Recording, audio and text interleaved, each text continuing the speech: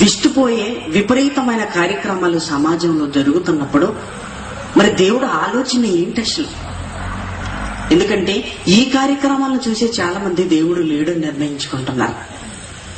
ఎందుకంటేనంటే బ్రతకటానికి ఈ భూమి మీద అనువైన పరిస్థితులు లేక జీవితం మీద విరక్తి వచ్చేసి చివరికి దేవుడు ఎక్కడున్నాడండి అనే విపరీతి మనిషి వెళ్ళిపోతున్నాడు. కష్టాలలో కన్నీళ్లలో ఉన్నవాడికి లేనివాడికి తారతమ్యాన్ని కల్లారా చూస్తూ తనకు బ్రతుకు విధానాన్ని చూసుకుంటూ మరొకడు బ్రతుకు విధానాన్ని పోలుస్తూ దేవుడే ఉంటే ఇది ఎందుకు జరగాలంటున్నాడు.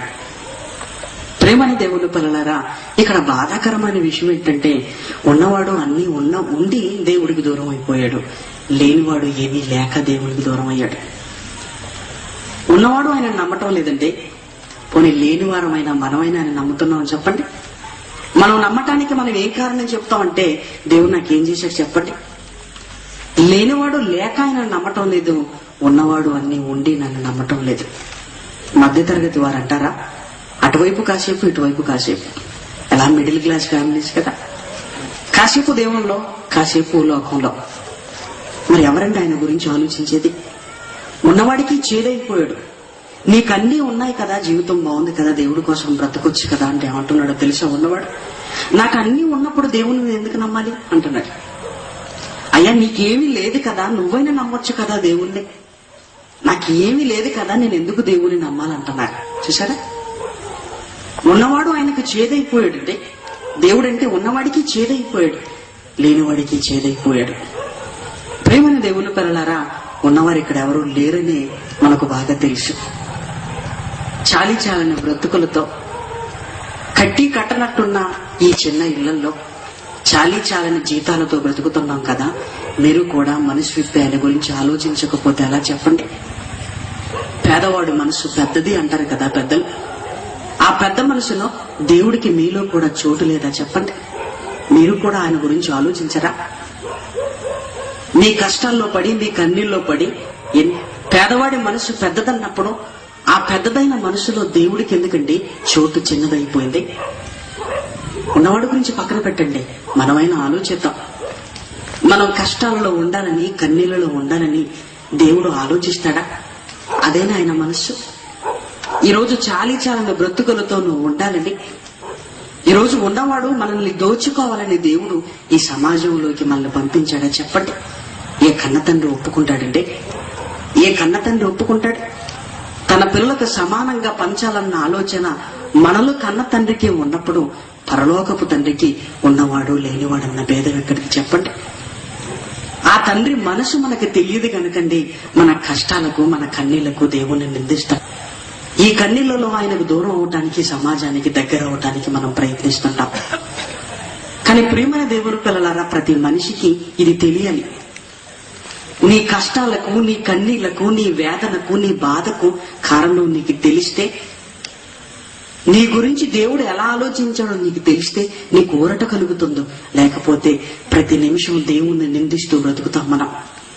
ఎందుకంటే సమాజంలో ఎవరిని అడగలేం కదా మనం. అందుకే దీని అంతటికి కారణం దేవుడే అనుకుంటాం, దేవుణ్ణి నిందిస్తూ ఈ జీవితాన్ని ముగించేసుకుంటాం. కానీ నీ జీవితం నువ్వు బ్రతుకుతున్నట్టుగా ఉండాలని దేవుడు కోరుకోలేదండి. ఎవరు చెప్పారు వీటన్నిటికీ కారణం దేవుడే. ఆయన మనసు తెలిసిన మీరే అనుకుంటున్నారా? ఆయన మనసు తెలిసిన వారే ఈ మాటలు చెప్తున్నారా? అందుకే దేవుడి గురించి మనిషికి వచ్చిన ప్రశ్నలకు సమాధానం లేకపోవటం వల్ల శాస్త్రవేత్తలు కూడా దేవుడు లేడన్న నిర్ణయానికి వచ్చి ఉంటే ఇదంతా ఎందుకు జరుగుతుందని సమాజాన్ని సూటిగా ప్రశ్నించారు. కానీ ప్రియమైన దేవుని పిల్లలారా, ఈరోజు సమాజం ఇలా ఉండాలని దేవుడు నిర్ణయించలేదు.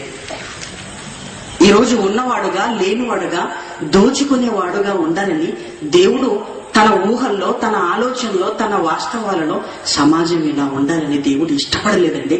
ఎవరు చెప్పారు? ఎవరు చెప్పారండి?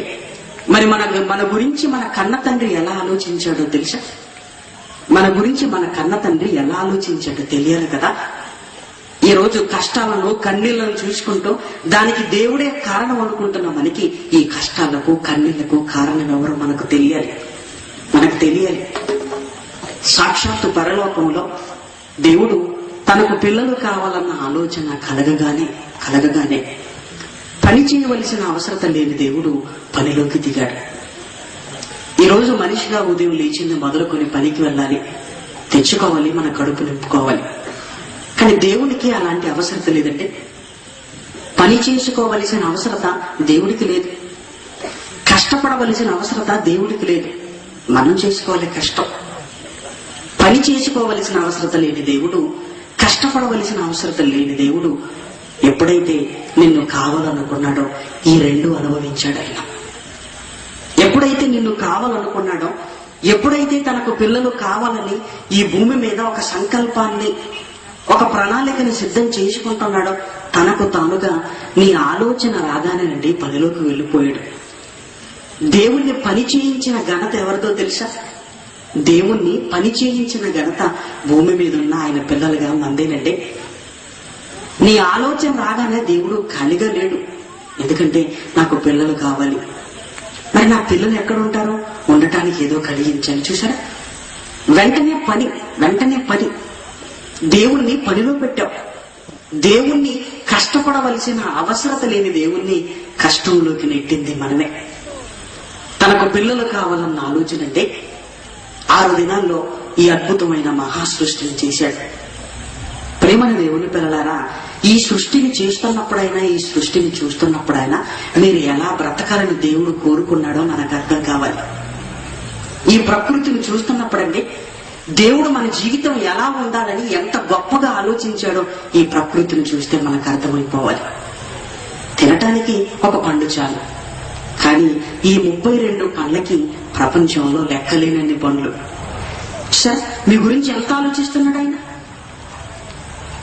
మన పిల్లలకి ఇల్లు కట్టామనుకోండి, ఆ ఇంట్లో సర్వసుఖాలకు సంబంధించిన వస్తువులన్నీ నిర్మిస్తున్నప్పుడు చూసేవారు ఏమంటుందో తెలుసంటే, పిల్లలంటే ఈయనకి ఎంత ప్రేమ అంటే, పిల్లలంటే ఈయనకి ఎంత ప్రేమ, పిల్లలంటే ఈయనకి ఎంత ప్రేమ, ఎంత చక్కగా నిర్మించాడు. ప్రేమని దేవుని పిల్లలారా, మీ కన్న తండ్రి మీకు అర్థం కావాలి. ఒక్కసారి ఈ కనుచూపు ఎక్కడి వరకు వెళుతుందో ఈ విశాల విశ్వంలోకి ఒక్కసారి తొంగి చూడు. ఇదంతా నీకోసం అంటే నీకు నమ్మకం కుదురుతుందా? నీ జీవితం ఎలా ఉండాలనుకున్నాడు? ఈ విశాల విశ్వంలో రారాజుగా నువ్వు బ్రతకాలని ఆశపడ్డాడు కన్న తండ్రి. ఈ రోజు నువ్వు బ్రతుకుతున్నదానికి కారణం పక్కన పెడితే దేవుడు మన జీవితాన్ని ఆలోచించిన విధానం మాత్రం రాజుగా ఉండాలనుకున్నాడు. ఎంతటి ఆధిక్యతను మన జీవితంలో దేవుడు ప్రసాదించాడో మీరు చూడగలిగితేనంటే, మన కోసం చేసిన పనంతటిని దేవుడు తన పని అనుకున్నాడట. మన కోసం చేస్తున్న ప్రతి కార్యక్రమాన్ని ఇది మన పని, మనిషి పని అని దేవుడు భావించలేదు సుమా. తన పని అంతటిలో నుంచి మరి 6 దినాల్లో ముగించాడట, 7వ దినం విశ్రమించాడట. ఇదే ఆదికాండం 2వ అధ్యాయంలో 1వ వచనంలో అదే మాట రాయబడింది. అక్కడ ఒక విచిత్రమైన మాట ఏంటంటే, దేవుడు ఇన్నింటినీ కలిగించి, ప్రకృతిలో ఉన్న ప్రతి వస్తువును కలిగించి అదంతటినీ తన పని అని బైబిల్లో రాయించడమే. ఆదికాండము 2వ అధ్యాయము 1వ వచనం, 2వ వచనం, ఆకాశమును భూమియు వాటిలోనున్న సమస్తమును సంపూర్తి చేయబడిను. దేవుడు తాను చేసిన అంటే ఇదంతా తన పనిట. భూమిని చేసేది మన కోసం, కానీ చేసే పని ఎవరి కోసం అనుకుంటున్నాడు? నా పని అనుకుంటున్నాడు. తల్లి చూడండి, పిల్లల కోసం చేసే పనిని తన పని అనుకుంటుంది. ఇది పిల్లల పని అని అనుకోదు. ఒక తల్లిగా నా బిడ్డలకి అన్ని అవసరాలు తీర్చడం అనేది నా పని అనుకుంది. ప్రేమని దేవుని పిల్లలారా, రాబోతున్నాం కదా మనం ఈ భూమి మీదకి. రాబోతున్న నీ అవసరాలకు సంబంధించిన ప్రతి దాన్ని కలిగించటం అనేది నీ పని అనలేదు దేవుడు, తన పని అన్నాడు. ఇదంతా నా పని అన్నాడు. పని లేని దేవుడు పని పెట్టుకున్నాడు. కష్టపడని దేవుడు అలసిపోయేంతగా కష్టపడ్డాడు మన కోసమే. 6 దినాల్లోనండి అన్ని చేశాడు. ఈ మరి 6వ దినపు చివరి భాగంలోనండి ఈ ప్రకృతిని ఏలటానికి రారాజుగా మనిషిని కని ఈ ప్రపంచంలో నిలబెట్టాడు.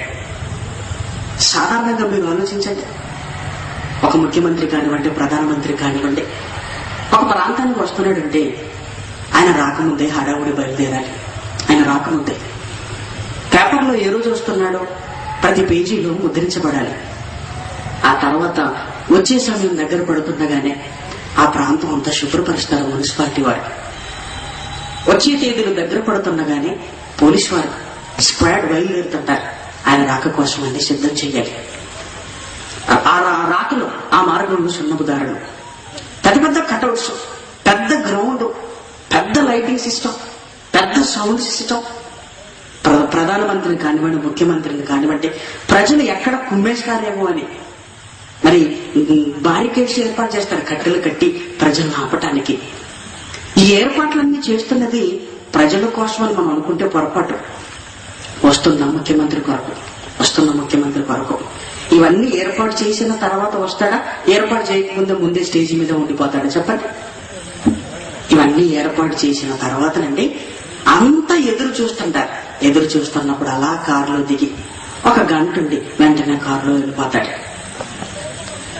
అలా వెళ్ళిపోతాడండి. స్టేజ్ గడుతున్నప్పుడు వచ్చి పక్కన చేరేసుకుని కూర్చుంటాడంటారా? అసలు కూర్చుంటే ఆయన ముఖ్యమంత్రి అయినా స్టేజ్ గడుతున్నప్పుడు ఆ లైట్ వెలుగుతుందా, వెలగటం లేదా, అక్కడ ఉండడు ఆయన. అన్ని పూర్తయిపోతాయి. అలా వస్తాడు, వెళ్ళిపోతాడు. చివరిగా వస్తాడు. చివరిగా వచ్చిన ఈయననే చాలా ముఖ్యుడండి. చివరిగా వచ్చిన ఈయన కోసమే లైట్లు పెట్టారు. చివరిగా వచ్చిన ఆయన కోసమే స్టేజీ కట్టారు. చివరిగా వచ్చిన ఆయన కోసమే కటౌట్లు పెట్టారు. చివరికి వచ్చిన ఆయన కోసమే ప్రజలు వచ్చారు. ఆయన ఎంత ముఖ్యమైన వాడు ఆలోచించండి. సాక్షాత్ దేవుడు కూడానండి మనిషిని ఎప్పుడు రంగప్రవేశం చేయించాలనుకున్నాడు ఒక్కసారి మీరు ఆలోచించండి. మొదటిది నాన్న, రెండవది నాన్న, మూడవది నాన్న, 4 ఇంకా 6. మనిషి వచ్చిన తర్వాత అసలు పని ఉందంటారా? లేదండి. ఎందుకు? నువ్వు రాజు కదా, నువ్వు చాలా ముఖ్యమైన వాడివి దేవుని దృష్టిలో. ముఖ్యమంత్రి కాదు సుమా, నువ్వు చాలా ముఖ్యమైన దానివి, ముఖ్యమైన వాడివి. అందుకే నిన్ను అన్ని ఏర్పాట్లు అయిపోయిన తర్వాత అలా నిన్ను తీసుకొచ్చేసాడండి స్టేజ్ మీదకి. అప్పటికి లైటింగ్ అయిపోయింది, సూర్యుని తయారు చేశాడు. అప్పటికి స్టేజీ అయిపోయింది, భూమి రెడీ అయిపోయింది, అన్ని రెడీ అయిపోయి, జంతువులు రెడీ అయిపోయి, అన్ని రెడీ అయిపోయి. ఇవన్నీ నీకోసమే కదా, ఇవన్నీ నీకోసమే. అందుకే నిన్ను ప్రత్యేకంగా చివరిలో తీసుకొచ్చాడండి. అది మనం చివరిలో రావటానికి ప్రధానమైన కారణం. దేవుని మనసులో మనిషికున్న స్థానం. అన్నిటికంటే గొప్పవాడుగా నువ్వు ఉండాలి. అందుకే ఆదాము అవ్వలను తయారు చేశాడు, పిలిచాడు, వారితో ఒక మంచి మాట చెప్పాడు. ఒక్కసారి మీరు చూడండి, ఆదికాండం 1వ అధ్యాయం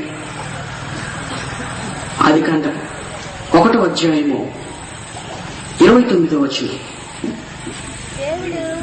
దేవుడు ఇదిగో భూమి మీదనున్న విత్తనములిచ్చు ప్రతి చెట్టును, విత్తనములిచ్చు వృక్ష ఫలము గల ప్రతి వృక్షమును మీకిచ్చి ఉన్నాను, అవి మీకు ఆహారమగును. అన్ని చెట్లు మీకే ఇచ్చేసాను, అన్ని. ఇది అవ్వ ఆదాములు ఇద్దరితోనే చెప్తున్నాడంటే కాదండి. ఇది రెండో మాట, అవ్వ ఆదాములకు చెప్తున్న రెండో మాట. మొదటి మాటగా ఇద్దరికి ఏం చెప్పాడంటే, మీరిద్దరూ ఫలించి అభివృద్ధి పొందండి, భూమిని నిండించేసేయండి. మీరు భూమిని నింపుతారు కదా, మీ ద్వారా అనేకమైన పిల్లలు నా కోసం వస్తారు కదా భూమి మీదికి అని చెబుతూ, మీకోసం మీ తర్వాత అనేక మంది పిల్లలు ఈ భూమి మీదకి రాబోతున్నారు గనక అందరికీ ఈ విత్తనాలు ఇస్తున్నాను సుమా. మీకు చెప్పాను కదండి, మీ ఇద్దరే తిని మీ గర్భాన పుట్టిన వారి కోసం కాదనుకోవాలి మీరు అనుకోలేదు. అందుకే ముందుగా ఏం చెప్పాడంటే, మీరు భూమిని నిండించండి అన్నాడు.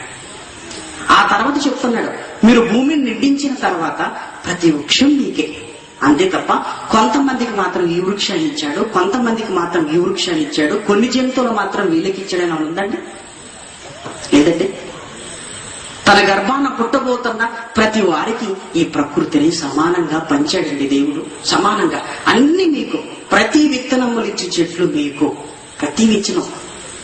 ఆదాము ఇది నీది, అవ్వ ఇది నీది, మీ గర్భాన పుట్టిన వారి భాగం మీది అని దేవుడు ఈ రోజు తల్లిదండ్రులు ఆస్తిని పంచినట్టుగా ప్రకృతిని పంచలేదు. ప్రియమైన దేవుని పిల్లలారా, తండ్రి పెట్టుకుండగానే ఆస్తిని పంచేస్తాడు పిల్లల కొరకు.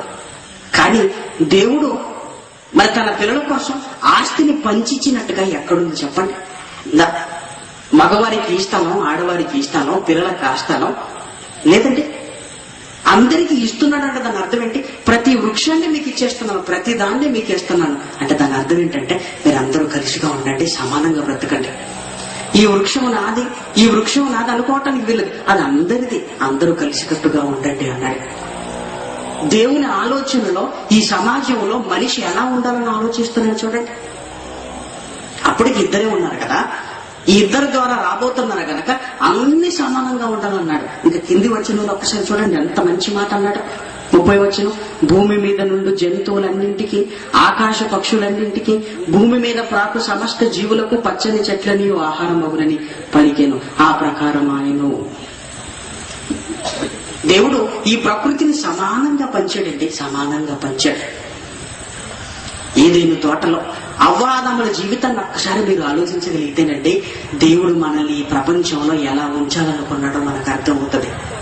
కష్టం ఉందా, నష్టం ఉందా, బాధ ఉందా, వేదన ఉందా, ఈ పదాలకు అర్థం తెలియని రోజులవి.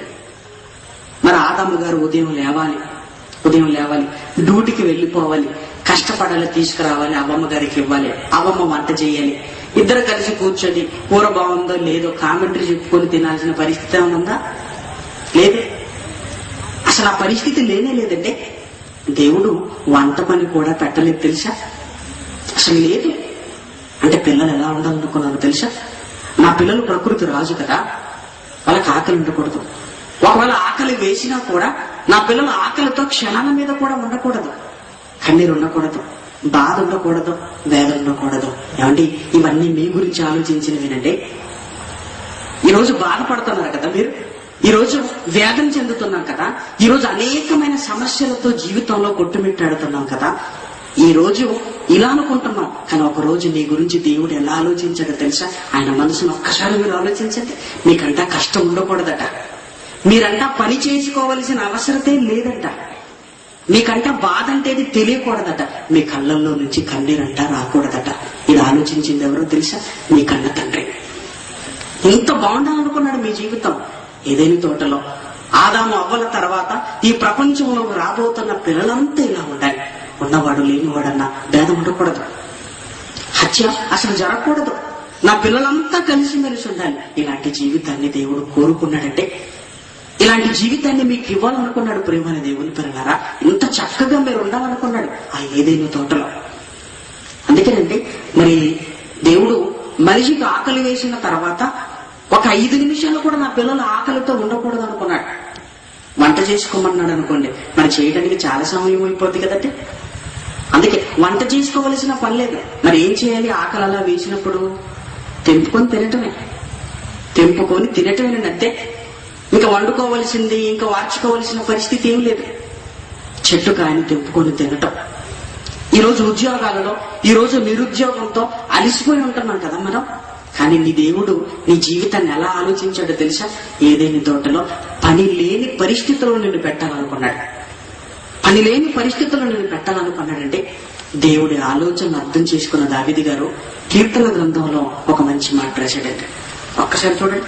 కీర్తన గ్రంథం 8వ అధ్యాయం, కీర్తన గ్రంథం 8వ అధ్యాయము, కీర్తన గ్రంథం 8వ అధ్యాయము 3వ వచనం. కీర్తన గ్రంథం 8వ అధ్యాయము 3వ వచనం. నీ చేతి పని అయినా నీ ఆకాశమును నీవు కలగజేసిన చంద్ర నక్షత్రములను నేను చూడగా నీవు మనుషుని జ్ఞాపకము చేసుకొనుటకు వాడేపాటివాడు, నీవు నరపుత్రుని దర్శించుటకు వాడేపాటివాడు అంటున్నాడు. దేవుడిచ్చిన మంచి జీవితాన్ని, దేవుడు మన గురించి ఆలోచించిన విధానాన్ని ఆలోచించిన దావీదు గారండి ఏమన్నాడో తెలుసా? ఆయన, నువ్వు నిర్మించిన ఈ సూర్య చంద్ర నక్షత్రాలను నేను చూశాను, ఈ నక్షత్రాలను చూశాను. ఇవన్నీ చూసిన తర్వాత మా జీవితాన్ని గురించి నువ్వు ఆలోచించుకున్న విధానాన్ని ఆలోచిస్తే అసలు మేము ఏ పాటి వారు నాయనా? మేము కన్నీరు పెట్టకూడదా? మేము ఆకలితో ఉండకూడదా? మేము పని చేసుకోకూడదా? మేము చక్కగా ఉండాలని మా గురించి నువ్వు ఆలోచిస్తున్నావంటే అసలు నువ్వు ఆలోచించటానికి మా ఆకారం ఎంత, మా ఆయుష్ ఎంత, అసలు మేము ఏ పాటి వారు నాయన అన్నాడు. దేన్ని చూసి ఆలోచించాడో తెలుసా దావీదు? నక్షత్రాలను చూశాడట. నీ చేతి పైన ఆకాశములను నక్షత్రములను చూడగా అన్నాడు. ఒక్కసారి చూడండి, ఒక్కసారి మనకు కూడా అదే అనిపించాలండి. మనకు కూడా దేవుని దృష్టిలో నేను ఎంత అన్న ఆలోచన మనకు రావాలి. దావీదుకి అదే వచ్చిందంట. మరి నక్షత్రం ఎంత పెద్దదో తెలుసా? చాలా దూరంలో ఉన్నాం నక్షత్రానికి, మనం చాలా దూరంలో ఉన్నాం నక్షత్రానికి.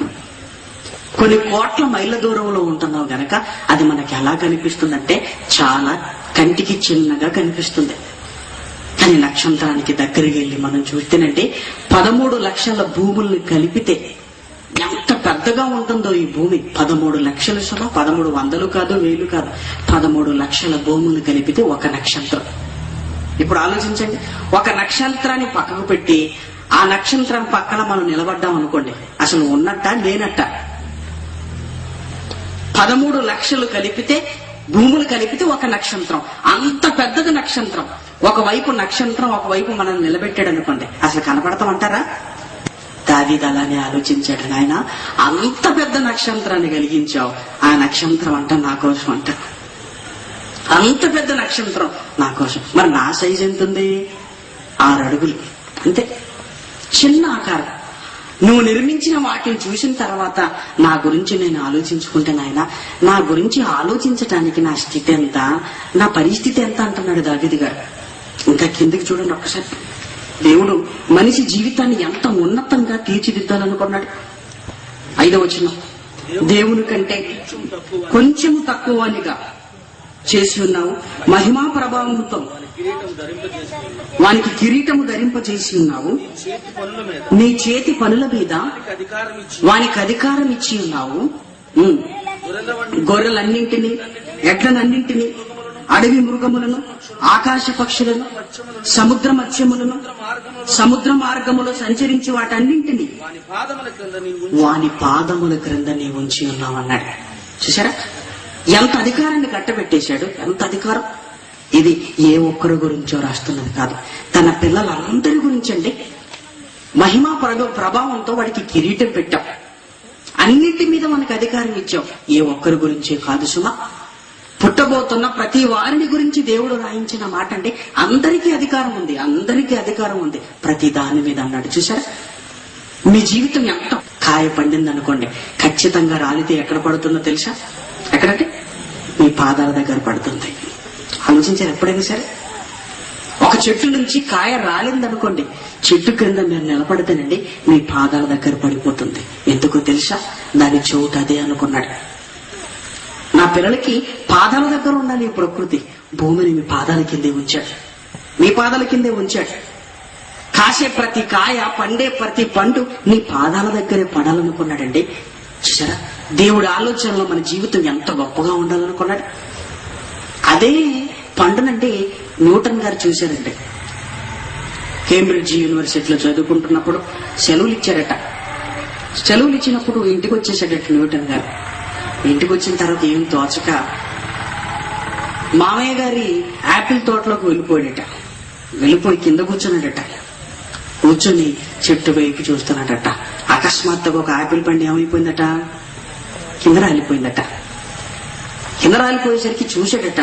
ఆ రోజు నుంచి ఆలోచించడం ప్రారంభించాడట. కింద పడగానే ఆలోచించడం ప్రారంభించాడు, చెట్టు మీద ఉన్న పండు కిందెందుకు పడింది అని.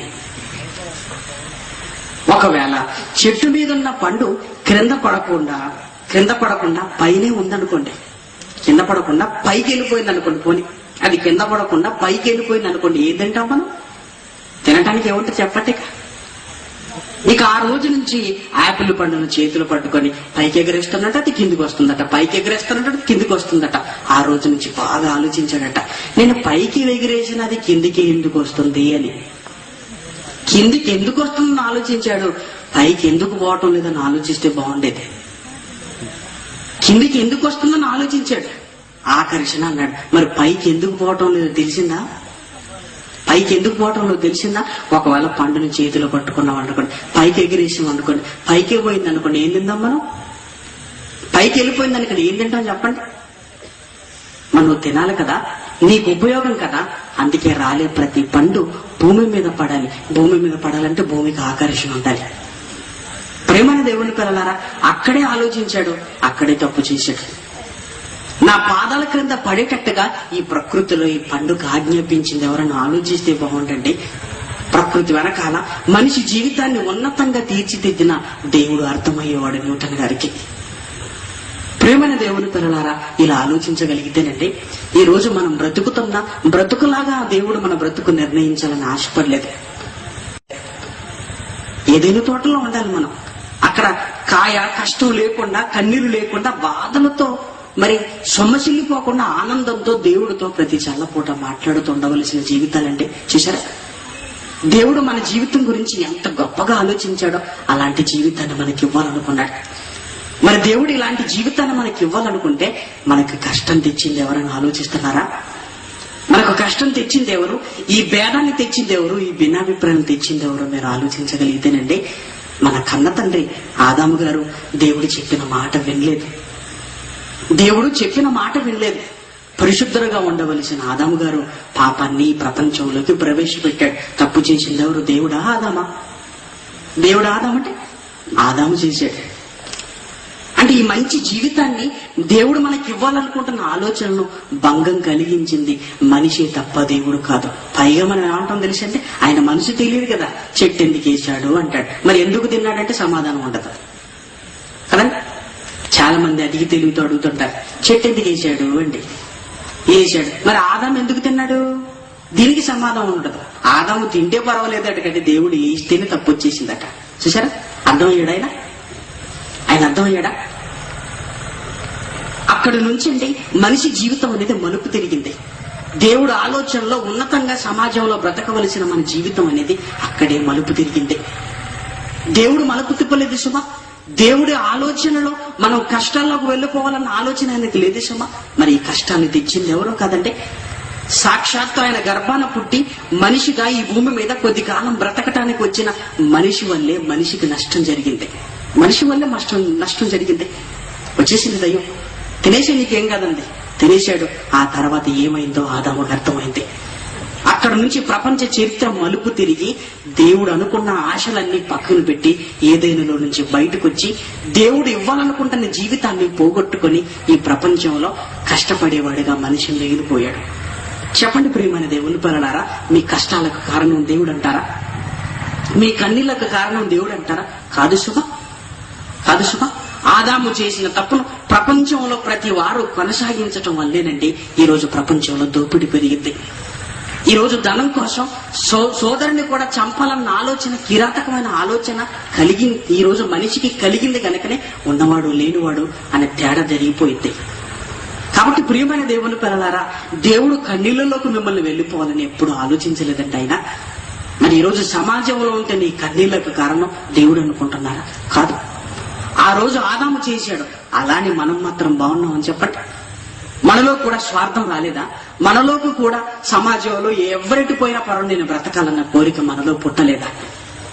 ఇలా పుట్టి ప్రతి వారు స్వార్థంగా ఆలోచించటం మూలానేనండి కోటీశ్వరుడని కోటికి లేనివాడనే తారతమ్యం ఏర్పడింది.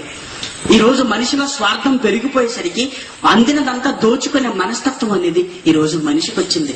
ఈ రోజు మనిషి కష్టపడుతుంది మనిషి చేసిన తప్పు వల్లే తప్ప దేవుడు మిమ్మల్ని తప్పులోకి నెట్టి మిమ్మల్ని కన్నీళ్ళలో పెట్టాలని మాత్రం కాదు సుమా. అందుకే ఆలోచించండి, ఎక్కడ తప్పు జరిగిందో ఆలోచించండి, కానీ ప్రతి కష్టానికి దేవుణ్ణి నిందించకండి. పోనీ నిందించాలనుకుంటున్నారా? నిందితురు, కానీ కాసేపు దేవుని మనిషిని మీరు ఆలోచించండి. ఆ తర్వాత దేవుని అనటానికి నోటి మాట పెగులుతుందంటారా? అనదండి. ఈ రోజు అంటున్నామంటే ఆయన అర్థం కాలేదు గనక. అందుకేనండి సమాజం పాడైపోవటానికి కారణం దేవుడు కాదు. సమాజం ఈ రోజు బీభత్సంగా మారిపోవటానికి ప్రపంచ దేశాల్లో 256 దేశాల్లో పాడైపోవటానికి కారణం దేవుడు కాదు. మన జీవితాన్ని మనమే పాడు చేసుకున్నాం. దేవుడిచ్చిన ఈ ప్రకృతి మీద సమానత్వపు అధికారాన్ని మనమే తుంచుకున్నాం. కావాలనుకున్నవాడు అందినంత దోచేసుకుంటున్నాడు, లేనివాడుగానే మిగిలిపోతున్నాడు. ఉన్నవాడు కోట్లకు పరిగెత్తుతున్నాడు, మరి లేనివాడు ఇంకేమీ లేదు. అంతకంతకు కష్టాల్లో కూరుకొనిపోయి ఇల్లు లేక, బట్టలు లేక, భోజనం లేక, సరైన ఆరోగ్యం లేక, సరైన చూపించుకోవటానికి వసతులు లేక ఉండటానికి కష్టమైపోతున్నాయి. ఇదంతా కారణం మనిషి వల్ల ఈ సమాజంలో చోటు చేసుకుంది. ఆదాము చేశాడు, ఆ తర్వాత కయ్యను ఏం చేశాడో మీకు తెలుసు. ఆదాము పండు తిని పాపాన్ని ప్రవేశపెడితే ఆ తర్వాత పుట్టిన కయ్యను మాత్రం తక్కువ తిన్నాడు చెప్పండి. ఈయన పండు తినలేదు, ఏకంగా ప్రాణాన్ని తీశాడు. ఎవరి ప్రాణాన్ని తీశాడు? తమ్ముడు ప్రాణాన్ని తీసేశాడు. చూశారు, ఇలా హత్యతో మనిషి జీవితాన్ని తిరగరాయటం ప్రారంభించేశాడు మనిషి. కాబట్టి ప్రియమైన దేవుని పిల్లలారా, మనిషి చేసిన తప్పే మనల్ని చుట్టుకుందంటే ఎవరు తీసిన గోతిలో వారే పడతారన్నట్టుగా ఆ రోజు మనుషులు చేసిన తప్పిదానండి ఈ రోజు వరకు మనుషులు చేస్తున్న తప్పులోనండి మనిషి పడిపోతున్నాడు. అందుకే ఈ కష్టాలు కన్నీళ్లు మనకు వచ్చాయి. దేవుడు ఉండమన్నట్టుగా ఉంటే చక్కగా ఉండేవారం కదా ఏదైనా తోటలో. దేవుడు బ్రతకమన్నట్టుగా మనం బ్రతికితే, దేవుడు ఉండమన్నట్టుగా మనం ఉంటేనంటే దేవుడండి కష్టపడకుండా నిన్ను పెంచాలనుకున్నాడు. కాబట్టి ప్రియమైన దేవుని పిల్లలారా, ప్రభు మనసు ఎరిగిన వాడెవడు అన్నాడు. నీ కష్టాలకు కారణం ఆయన అనుకుంటున్నావా? అయితే ఆయన మనసు నీకు అర్థం కాలేదు. ఆయన నీ జీవితాన్ని ఎంత గొప్పగా పెట్టాలనుకున్నాడో నీకు అర్థం కాలేదు. ఇన్ని వస్తువులు నీకు అవసరమో చెప్పండి? ప్రకృతిలో లెక్క పెట్టలేనని వస్తువులు ఈ ప్రపంచం నీ కోసం చేశాడంటే నీ జీవితం ఎంత ఉన్నతంగా ఉండాలని. మనం బ్రతికే ఈ కొద్ది కాలానికి మన నోటికి ఎన్ని రుచులను కలిగించాడో మీరు ఆలోచించగలిగితే మీ జీవితం ఎంతగా గొప్పగా ఉండాలని ఆలోచించాడో చెప్పండి ప్రియమైన దేవుని పిల్లలారా.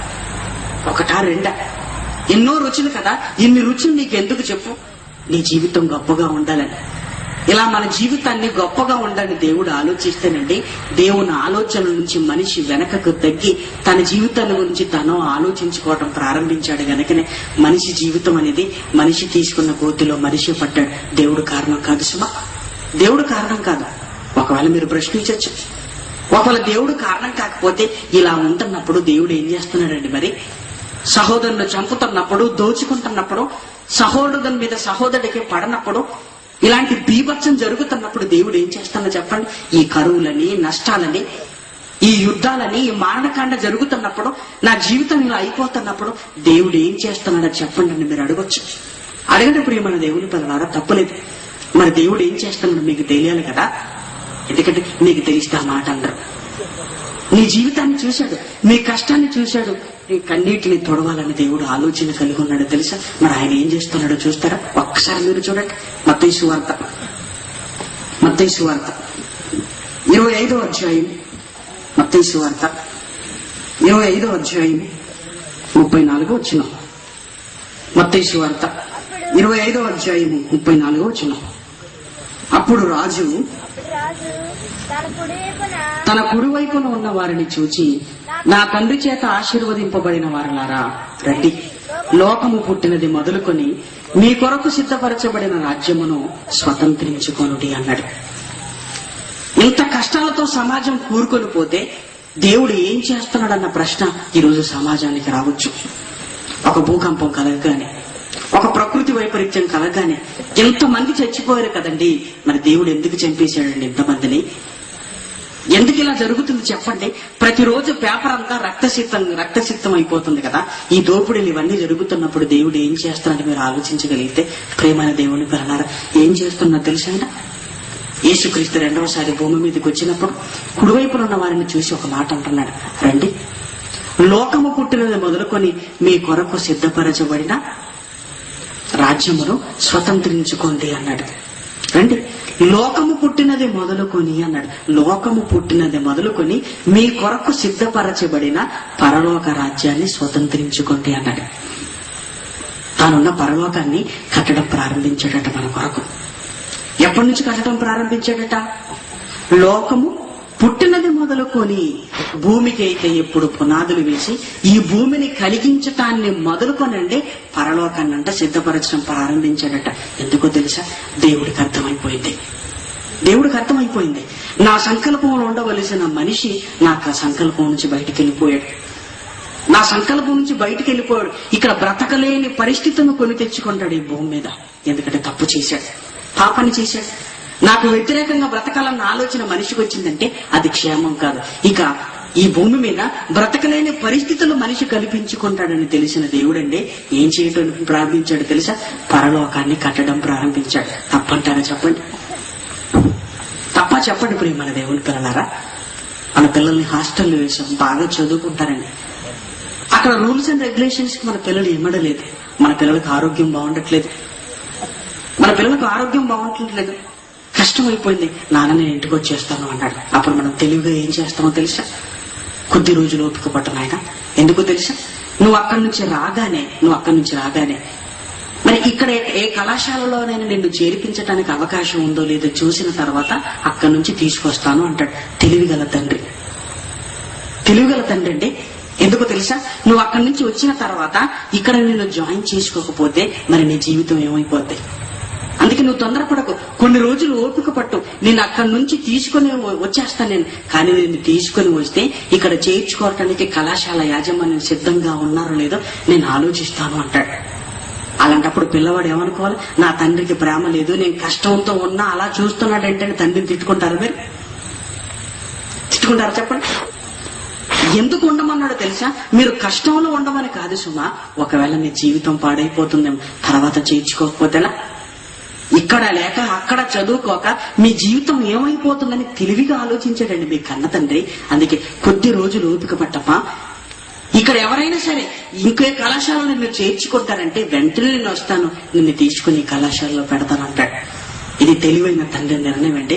మరి మీ తండ్రి తెలివి తక్కువడే చెప్పండి? ఆయన తెలివితే అట్లా ఏమనుకుంటున్నారు? మనకున్న ఈ మట్టి మెదడు లాంటి మెదడు కాదు దేవుడికి, ఆత్మగా ఉన్నాడు కదా. ఆయనకి ఎవరైనా చెప్పగలిగిన అవకాశం ఉందో చెప్పండి? లేదు కదా. అందుకే కన్న తండ్రి మన గురించి బాగా ఆలోచించారు.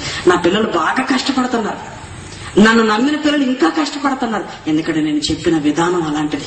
మోసం చేయొద్దని చెప్పాను, ప్రేమించమని చెప్పాను, తీసుకోవద్దని చెప్పాను, అవసరమైతే అంగీవమని చెప్పాను, అవసరమైతే లేని దశలో కూడా పెట్టాలని చెప్పాను. ఇలాంటి కష్టంతో పెట్టాను కదా. అవసరమైతే శత్రువులను కూడా ప్రేమించమని చెప్పాను కదా. ఇలాంటి కండిషన్స్ తో నా పిల్లలు బ్రతుకుతున్నారంటే ఎంత కష్టపడతారు. కాబట్టి నేను ఏం చేస్తానో తెలుసా?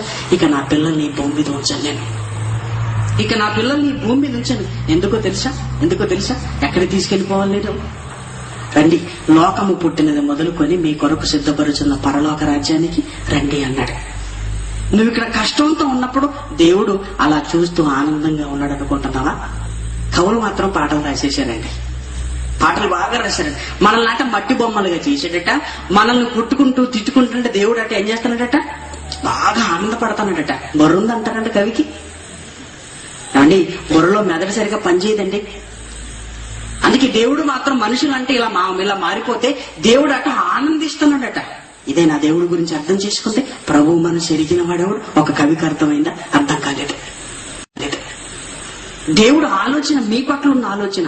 దేవుడు ఏమన్నాడో తెలుసా? మీ కష్టాలు చూస్తున్నాను, మీ కన్నీళ్లు చూస్తున్నాను, మిమ్మల్ని అందరినీ పరలోకానికి తీసుకువెళ్ళగలను నేను. ఒకవేళ ఇక్కడ స్వార్థంతో ఆలోచించిన వాడిని కూడా పరలోకానికి నేను తీసుకెళ్ళాను అనుకో, అక్కడ కూడా మిమ్మల్ని సుఖంగా బ్రతకనిస్తాడా చెప్పండి? ఇక్కడ మనిషిల వల్లే కదా మనం మోసపోయింది, ఇక్కడ మనిషి వల్లే కదా మనకు కన్నీళ్లు కష్టాలు, మనిషి వల్లే తెచ్చుకున్నాం కదా. అలాంటి మనుషులను కూడా పరలోకానికి దేవుడు తీసుకొచ్చాడు అనుకోండి, అక్కడ క్షేమంగా ఉంచుతారా చెప్పండి? ఉంచారు. అందుకే నా పిల్లలారా, కొద్ది కాలం మీరు ఓపిక పట్టండి. కొద్ది కాలం. ఎందుకు తెలుసా? ఏరేస్తాను అందరినీ. నా కోసం కష్టపడుతున్నా మిమ్మల్ని పక్కకు పెడతాను. ఈ స్వార్థ పరుల్ని ఏరేస్తాను నేను. ఎందుకంటే వాళ్ళ వల్లే మీ కన్నీళ్ళు, వాళ్ళ వల్లే మీ కష్టం, వాళ్ళ జీవితాలు సుఖంగా ఉండటానికి మీ జీవితాన్ని పట్టించుకోలేదు. మనుషుల వల్లే కదా మీ జీవితం ఇలా అయిపోతే. నా కోసం బ్రతుకుతున్న పిల్లలు ఎంత గొప్పగా ఉండాలని నేను ఆలోచించారు. నా కన్న కళ్ళని మనుషులే కదా తుంచింది, స్వార్థపరులు. కాబట్టి అందరినీ పరలోకానికి నేను తీసుకెళ్లాలనుకో, ఈ స్వార్థపరులు మళ్ళీ మిమ్మల్ని అక్కడ కష్టపెడతారు. అందుకే పరలోకానికి వాళ్ళని రానివ్వను. మరి ఎవరిని రాణిస్తాను? నా కోసం బ్రతుకుతున్న మిమ్మల్ని. మంచోడు కాదంటారు చెప్పండి? మళ్ళీ అందరినీ తీసుకెళ్లిపోతే మళ్ళీ వాళ్ళు మిమ్మల్ని ఎక్కడ కష్టపెడతారో, ఈ స్వార్థపరుల వల్ల ఎక్కడ మన జీవితం పాడైపోతుందని దేవుడు ఆలోచించి ఈ స్వార్థపరులందరికీ పాతాలను సిద్ధం చేస్తున్నాడు. మంచోడు కాదంటారా చెప్పండి? ప్రియమైన దేవుని పిల్లలారా, ఏం చేస్తూ ఉంటాం మనం? ఏం చేస్తున్నాడు దేవుడు అంటున్నా? ఏం చేస్తున్నాడు తెలుసా? ఆయన కోసం నువ్వు బ్రతికితే పరలోకాన్ని సిద్ధపరుస్తున్నాడు. తప్పంటారా చెప్పండి? నాన్న నువ్వు ఏం చేస్తున్నావు? ఇక్కడ కష్టపడితే అమ్మ ఇంకో కళాశాల వెతుకుతున్నాను నేను జాయిన్ చేయడానికి. తప్పంటారా? కాదు కదా. ఇది తప్పు కాదన్నప్పుడు ఈ కష్టాలను చూసి చెలించిపోయిన దేవుడు కొద్ది కాలం ఆయన కోసం బ్రతికితే ఒక మహాలోకాన్ని నీ కోసం కడుతున్నాడు. తప్పంటారా చెప్పండి ప్రియమైన దేవుని పిల్లలారా? కష్టమే లేని, నష్టమే లేని, ఆయుష్ లేని, అంతం లేని నీకు జీవితాన్ని ఇవ్వాలనుకుంటున్నాడు దేవుడు. తప్పు చేస్తున్నాడు దేవుడు? తప్పు చేస్తున్నాడా? లేదా ఇక్కడే సుఖపట్టమంటారా మిమ్మల్ని? ఇక్కడే సుఖపడితే బాగుంటుందా? ఇక్కడ సుఖపడితే చూసి ఓర్చుకుంటారండి? ఓచుకుంటారు చెప్పండి ప్రజలు? నీ మీద ఎన్ని కళ్ళు, కొత్త కలర్ టీవీ ఇంట్లో తెచ్చుకుంటామంటే చాలు. ఎంతండి స్వార్థపరులు ఎలా ఆలోచించారు చెప్పండి? అలాంటప్పుడు నిన్ను ఇక్కడే ఉంచితే నీ జీవితం ఏమైపోద్ది? అందుకే దేవుడు ఆలోచన అంటే తొందరగా నా పిల్లల్ని వచ్చి తీసుకెళ్లిపోవాలి. అందుకే యేసుక్రీస్తు చెప్పాడు కదా, నేను వెళ్ళిపోతున్నాను, మీరు కలవరపడకండి, మీరు కలవపండి, అక్కడ స్థలం సిద్ధం చేస్తాను నేను మీ కొరకే. మీరే వస్తారు. ఇక్కడ నా కోసం కష్టపడుతున్నారు కదా, నేను చెప్పిన మాటల ప్రకారంగా నా కోసం మీరు కష్టపడుతున్నారు కదా, మీకోసమే ఒక లోకాన్ని ఇస్తాను. మీకోసం అది నేనున్న లోకం, నేనున్న లోకం అది. ఇక ఈ స్వార్థ పనులు రానివ్వను, ఈ మనిషి అనే వాళ్ళని రానివ్వను. ఎందుకో తెలుసా? పాపంలో బ్రతికి నా పిల్లలుగా బ్రతుకుతాను, మిమ్మల్ని కష్టపెట్టారు కదా వాళ్ళు. అందుకే అలాంటి స్వార్థ పనులు నేను రానివ్వను. ఎందుకంటే వాళ్ళని కాల్ చేస్తాను. వాళ్ళని మీ కష్టాలకు కన్నీళ్లకు కారణమైన పాపంలో బ్రతికి నన్ను కాదని మిమ్మల్ని సుఖపెట్టాల్సింది పోయి మీ గురించి చెడుగా ఆలోచించి మిమ్మల్ని కష్టపెట్టారు కదా, వాళ్ళ కోసం పాతాలను సిద్ధం చేస్తున్నాడు. దేవుడు ఎంత మంచివాడు ఆలోచించండి. అందుకే నేను పౌలు గారు రాసింది, ప్రభువు మనసు ఎదిగిన వాడేవాడు. మనకి తెలియక అనవసరంగా ఆయన అంటంట. ఏం చేస్తున్నాడంటే దేవుడు అంటంట, నీకు చెప్పి చేయాలి ఏంటి పంపదీసి, ఏం చేస్తున్నాడు ఏంటి అంటంట. నీకు చెప్పి చేయాలా? పొడి చెప్పి చెయ్యాలి అనుకున్నాం అనుకోండి, చెప్పకుండా చేస్తున్నాడేంటి? చెప్పాడు కదా 66 పుస్తకాల్లో. మనకే వెతుక్కునే టైం లేదు, మనకే ఆలోచించే టైం లేదు, పైగా దేవుని మీద మాత్రం అబద్ధాలు వేస్తుంటాం. వేయకండి ప్రేమల దేవుని పిల్లలారా. మీరు నమ్మిన మీ కన్న తండ్రి నరకండి.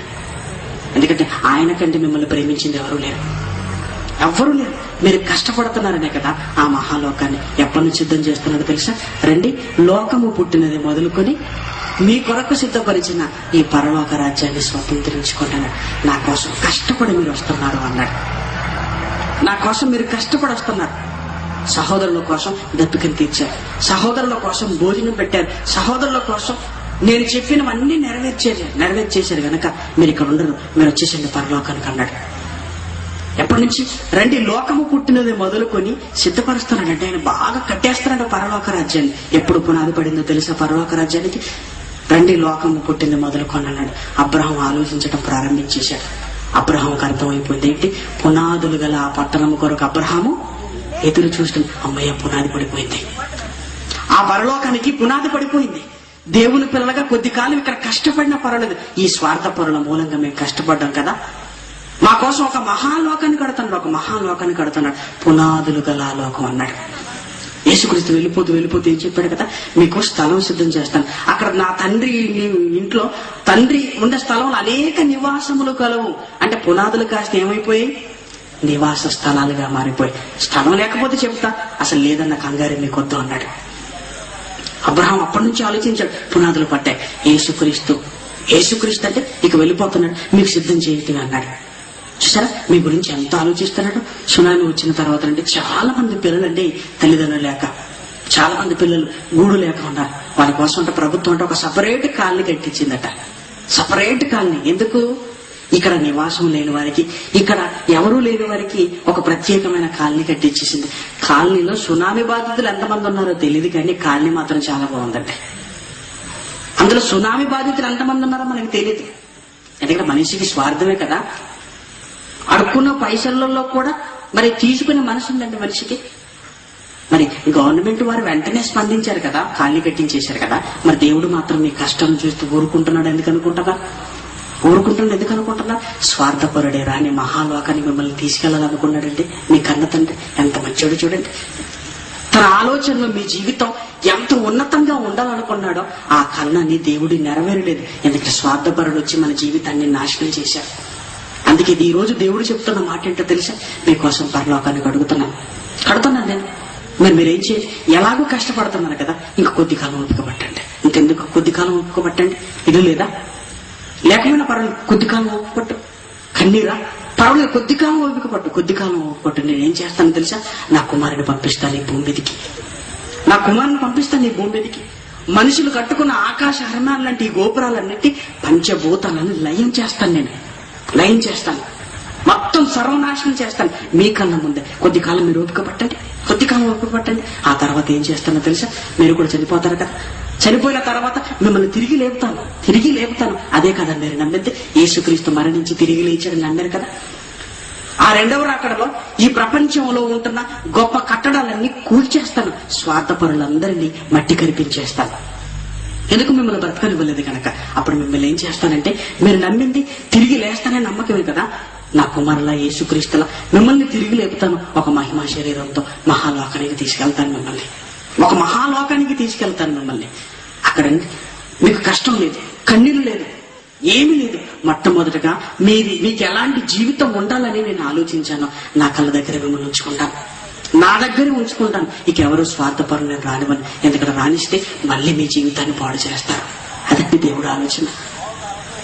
నీ కష్టాలను చూసి సంతోషపడటం లేదు ప్రియమైన దేవుని పిల్లలు, ఆలోచనలో పడ్డాడు ఎలాగైనా ఈ కష్టాలను తొలగించాలని. అందుకే కదా యేసుక్రీస్తును పంపించింది, అందుకే కదా రాజ్య సువార్తను ప్రకటించింది. ఏమని ప్రకటించాడు? మారు మనసు పొందండి, మారు మనసు పొందండి, పరలోక రాజ్యము సమీపించి ఉన్నది. ఇక్కడ ఉండటానికి ఇక వీల్లేదు. దేవుడు మిమ్మల్ని తీసుకెళ్లాలనుకుంటున్నాడు. ఎవరైతే ఆ మహాలోకానికి రావాలంటే మీరు మారండి అన్నాడు. ఎందుకు మారమంటున్నాడు తెలుసా? ఆ మహాలోకం మీకు సిద్ధం చేస్తున్నాడు కనుక. ప్రేమైన దేవుని పిల్లలారా, రండి. లోకము పుట్టినది మొదలుకొని అన్నాడంటే ప్రకృతి పుట్టి 1500 కోట్ల సంవత్సరాలు అవుతుందండి. 1500 కోట్ల సంవత్సరాల నుంచి దేవుడు కడుతున్నాడట మనకివ్వటానికి. మనకివ్వాలనుకున్న ఆయనకి అంత ఆలోచన ఉన్నప్పుడు మరి వెళ్ళేది ఎవరు? మనమే కదా పరలోకానికి. ఇవ్వాలనుకున్న ఆయనకి అంత ఆలోచన ఉంది, మరి వెళ్ళాలనుకున్న మనకు అసలు ఆలోచన ఉందంటారా పరలోకం మీద? అప్పు ఇచ్చేవాడికి ఎక్కువ ఆలోచన ఉందనుకున్నాడు, మరి తీసుకునేవాడికి ఎలా ఉండాలి? తీసుకునేవాడికి ఎలా ఉండాలండి? 5 గంటలకు రమ్మన్నాడు అనుకోండి, ఎందుకైనా మంచిదని 3 గంటలకు వెళ్ళిపోతాం మనం. 2 గంటలు అక్కడ వెయిట్ చేసినా పర్వాలేదు. ఎందుకంటే లేవని ఒకవేళ వెళ్ళిపోతాడేమో డబ్బులు అలా పట్టుకొని. ఇచ్చేవాడికి అంత ఆలోచన ఉంటే తీసుకునేవాడికి అంత ఆలోచన ఉందని చెప్పండి. పరలోకాన్ని మీకు ఇవ్వాలనుకున్నాడు ఆయన. మీకు ఇవ్వాలనుకున్న ఆయనకి ఎంత ఆలోచన అంటే 1500 కోట్ల సంవత్సరాల నుంచి కడుతూ వస్తున్నాడు. అది మీకోసమే. కడుతున్న ఆయనకి ఇంత ఆలోచన ఉంటే వెళ్ళాలనుకుంటుంది మనకు కదా. మనకి ఏమాత్రం ఆలోచన ఉంది చెప్పండి? మనకు తెలియక ఇక్కడే బ్రతకాలనుకుంటున్నాం, ఇదే సుఖం అనుకుంటున్నాం, ఇదే స్వర్గం అనుకుంటున్నాం. ఈ కష్టాలకు దేవుణ్ణి తిట్టుకుంటూ ఇక్కడే ఉన్నదో లేదో తిట్టి పాతాళానికి వెళ్ళిపోదామని నిర్ణయం చేసుకుంటున్నాం మనం. ఎందుకు ప్రియమైన దేవుని పిల్లలారా? ఎలాగో కష్టపడుతున్నాం కదా, ఆ కష్టం మీద దేవుడి కోసం పెడితే ఇక కొద్ది కాలంలో వెళ్ళిపోతాం కదా. పరలోకం ఇంకా సమీపం అవుతున్నప్పుడు ఇప్పుడు ఎందుకండి నిరుత్సాహం? లేనివాడు అనుకుంటున్నావా? ముందేమో ఉన్నవాడు చెప్పండి. మరి అప్పుడున్నట్టు ఇప్పుడు ఉన్నాం కదా, అప్పుడు లేని బాధ ఇప్పుడు ఎందుకండి? అనవసరంగా దేవుణ్ణి ఎందుకంటున్నారు? కాబట్టి ప్రియమైన దేవుని పిల్లలారా, అందుకే పౌలు గారు రాసిన మాటను ఆలోచిస్తే ప్రభువు మనసు ఎరిగినవాడు ఎవడన్నాడు. ఇదండి మీ జీవిత చరిత్ర. ఎలాగ ఇక్కడ సుఖపడటం లేదు కదా, పరలోకాన్ని కూడా దక్కకుండా పోతారా చెప్పండి? ఎలాగ ఇక్కడ సుఖపడటం లేదు కదా, ఈ కష్టం మీద దేవుడి కోసం పడరాదండి. ఈ కష్టం మీద దేవుడి కోసం పడితే కొద్ది కాలం ఓపిక పడితే మహాలోకానికి మనం వెళ్ళిపోవచ్చు కదా, ఒక మహాలోకానికి మనం వెళ్ళిపోవచ్చు కదా. కాబట్టి ప్రియమైన దేవుని పిల్లలారా, ఆలోచించండి. దేవుని అనటానికి ముందు దేవుడు మీకోసం ఎంత ఉన్నతమైన సంకల్పాన్ని కలిగి ఉన్నాడో ఆయన మనసును అర్థం చేసుకోండి. ఇక్కడ మీరు ఉండలేరని, ఒకవేళ అందరినీ తీసుకెళ్తే స్వార్థపరులు మళ్ళీ మీ జీవితంలోకి రంగప్రవేశం చేస్తారని వాళ్ళని పాతాళంలోకి ఏరి పారేస్తూ మీకు పరలోకాన్ని సిద్ధం చేస్తున్నాడు. అదండి ఈ సమాజాన్ని చూసి దేవుడు ఏం చేస్తున్నాడు ఈ రోజు మనిషి ప్రశ్నిస్తున్నాడు కదా. ఒక్కసారి విను, నీకోసం పరలోకాన్ని సిద్ధం చేస్తున్నాడు. తప్పు చేస్తున్నాడు అనిపిస్తుందో చెప్పు ఒక్కసారి. ఈ దోపిడిని చూసి, ఈ మారణకాండం చూసి పరలోకంలో దేవుడు ఏం చేస్తున్నాడండి ఉంటే అంటున్నారు కదా. ఒక్కసారి ఆలోచించండి. ఆయన కోసం బ్రతుకుతాడు, నీకు పరలోకాన్ని కడుతున్నాడు. ఎందుకంటే ఇక్కడ నీకు బ్రతికి అయిపోయింది కనుక, ఇక్కడ నీకు అయిపోయింది కనుక ఆ మహాలోకంలో మొదటిసారిగా ఎలాంటి జీవితం నీకు ఇవ్వాలనుకున్నాడో అలాంటి జీవితం అక్కడ చేస్తున్నాడండి. తొందరపడకండి దేవుణ్ణి అనటానికి, తొందరపడకండి లోకంలోకి వెళ్ళటానికి. ఒక్కసారి ఆలోచించండి. ఈ కన్నీళ్ల వల్ల, కష్టాల వల్ల దేవునికి ఎందుకు దూరం అవుతారు చెప్పండి? మీ కన్నీళ్లే కదా ఆయన చూసి పరలోకాన్ని కడుతుంది, మీ కష్టాన్నే కదా చూసి కడుతుంది, మీకు ఇల్లు లేదనే కదా పరలోకంలో ఇల్లు కడుతుంది. ఇవన్నీ ఆయన కడుతుంటే ఇలాంటి పరిస్థితుల్లో దేవుణ్ణి అంటే నీకేమొస్తుంది చెప్పండి? అందుకేనండి మనిషి జీవితం అనేదండి ఒక కొబ్బరికాయ లాంటిదండి. కొబ్బరికాయ తెలుసు కదండి, తినేసాం అనుకోండి, కొబ్బరికాయ తినేసాం అనుకోండి, ఒక దాంతో అయిపోతుంది. కానీ ఓపిక పట్టి ఆ కొబ్బరికాయను భూమిలో పెట్టామనుకోండి, పెద్ద చెట్టు వచ్చేస్తుంది. ఆ చెట్టుకు 100 కాయలు వస్తాయండి. అప్పుడు తినండి, బాగుంటది. ఒకటిగా ఉన్నప్పుడు తింటే బాగుంటుందా? మరి ఈ విత్తనంగా భూమిలో పెట్టి చెట్టు వచ్చిన తర్వాత 100 కాయలు వచ్చిన తర్వాత తింటే బాగుంటుందా? ఎప్పుడు తింటే బాగుంటుందండి? ఆలోచించాడు ఒకసారి.